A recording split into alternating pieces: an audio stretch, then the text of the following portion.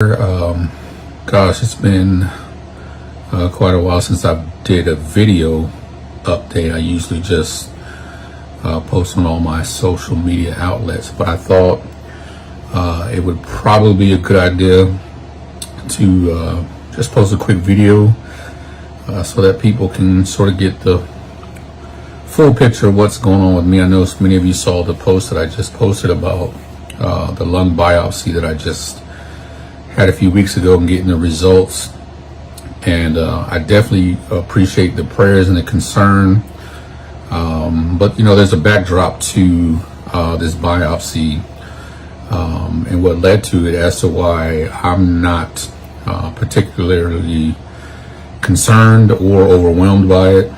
And so, you know, for those who just started following me on social media, don't have the whole picture, let me sort of just give you a synopsis of what's been going on with me in this battle with cancer over the last 3 years. So fall of 2020, just around this time of the year in 2020, I went in with some problems, and long story short, I was eventually diagnosed with colorectal cancer, which I later on discovered was more rectal than higher up in the colon.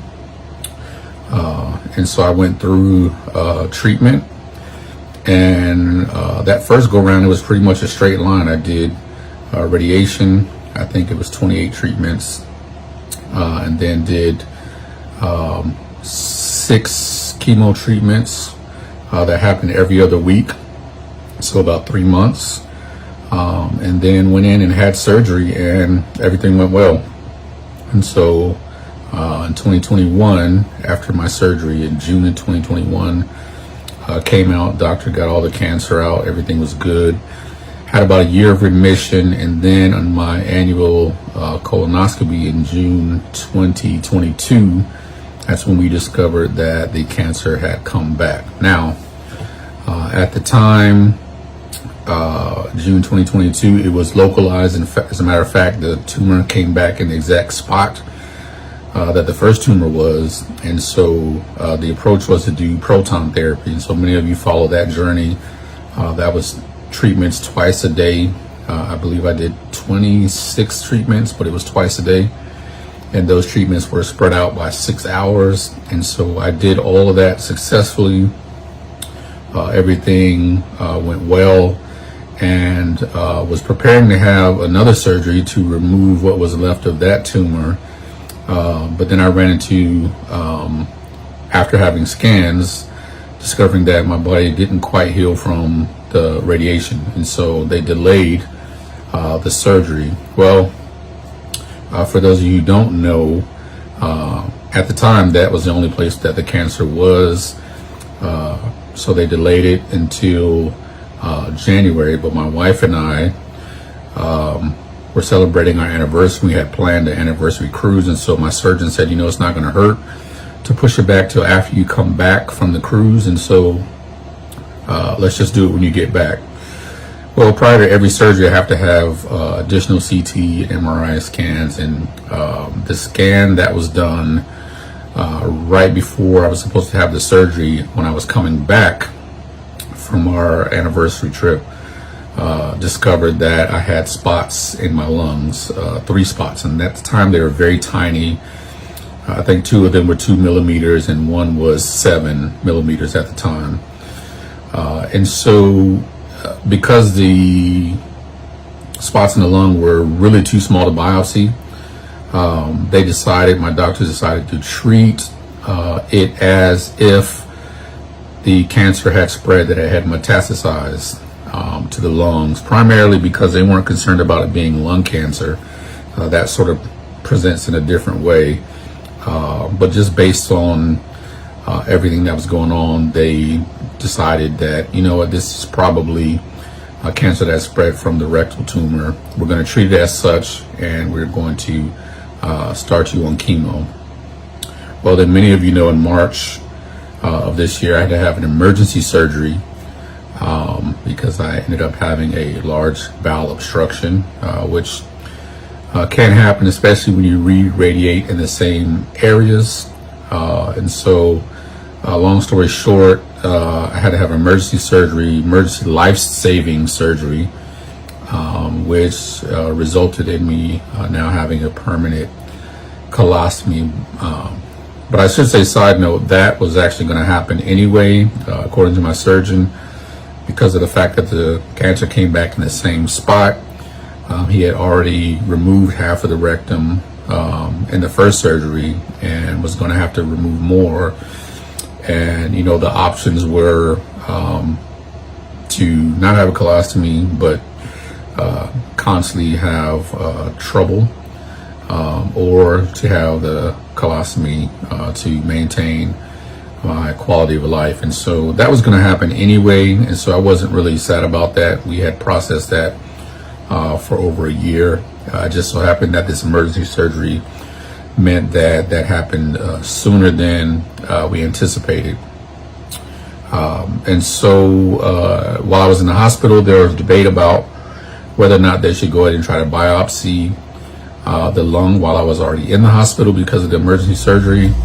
And they agreed that they felt it was still too small. And so after that surgery, I did chemo. And so the plan was to do 12 treatments.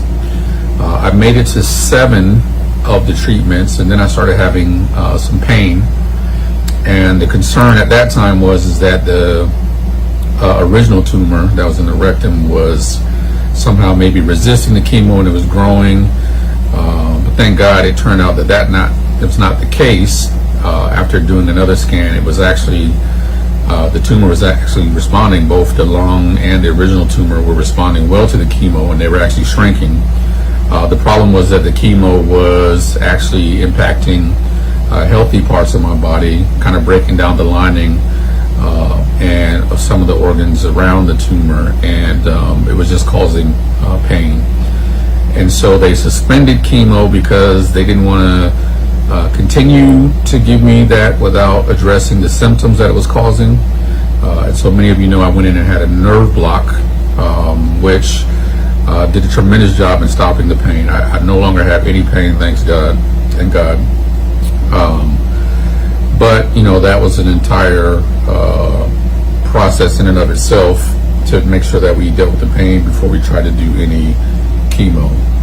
So what ended up happening is while we had suspended the chemo to address the pain, they decided, let's go ahead and try to get biopsy on the lung. Now, when they started chemo without the biopsy, they were 99% sure that it was metastasized cancer, and that my cancer moved from stage 3 to stage 4.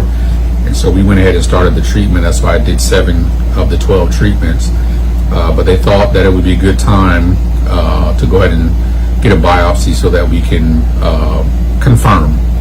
And so the biopsy that I had a couple of weeks ago that I just got the results and shared with you, it did confirm that one of the 3 spots was indeed colorectal cancer that had spread. But to be honest with you, it was not a surprise to me or my wife, because again, we went into treatment assuming that when the spot showed up that it was metastatic cancer. So let me just say I appreciate the prayers and the concern, but honestly I remain unshakable. My wife remains unshakable. It's probably more surprising news to you all, but not necessarily surprising news to me, because again, the only reason I was doing chemo again is because they found the spots in my lungs. And so I was more than halfway done with the treatment for those spots before we got any confirmation that it was indeed cancer. And we did that because the doctors strongly believed that's what it was, and I trusted them. And so this biopsy just confirms what we already knew months ago, and why I was doing chemotherapy treatments again, and why I had already done 7 of the 12 treatments. Now, I have an appointment. I have an MRI on Monday, and then I have another appointment on Wednesday. And so I'm hoping in that appointment we will discuss restarting treatment. And so what I was told that will look like prior to the results of the biopsy is either sending me to radiation, to do radiation on the spots in my lungs, or really the one spot now that we know is cancer. The other two, they say, are benign. So the option was to do radiation on that, because again, the spot is very small, but it is cancer. And so it's small enough to radiate and be able to kill at this stage. So what I was told prior to this is it will either be sending me back to chemo and then do radiation on the lungs, or send me to radiation, which my radiation oncologist said would only take about 5 treatments.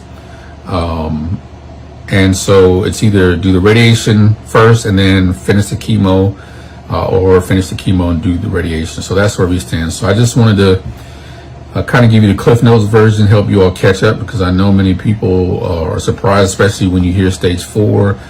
But quite honestly, I don't want you to quit praying, but I don't want you to be alarmed. My faith remains strong and unshaken.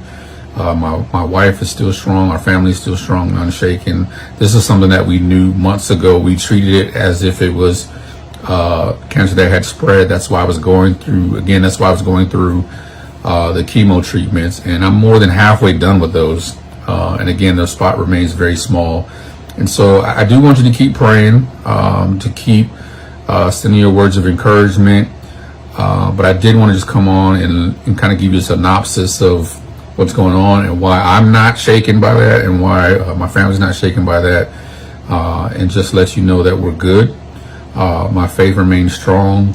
I'm going to finish this treatment, and it is my prayer and my goal to finish and wrap up all of this treatment, and to have the surgery that I never had, that I was supposed to have at the end of last year, and to do all that before this year closes. And so make that your prayer with me, that we can finish this thing off by the end of 2023 and be cancer free. But I did just want to come on, let you know what's going on, let you know why I'm not personally alarmed by those results. Stage 4, that term doesn't scare me. It doesn't make me nervous, because we had already walked through this months ago and had already started treatment on it. So again, keep praying.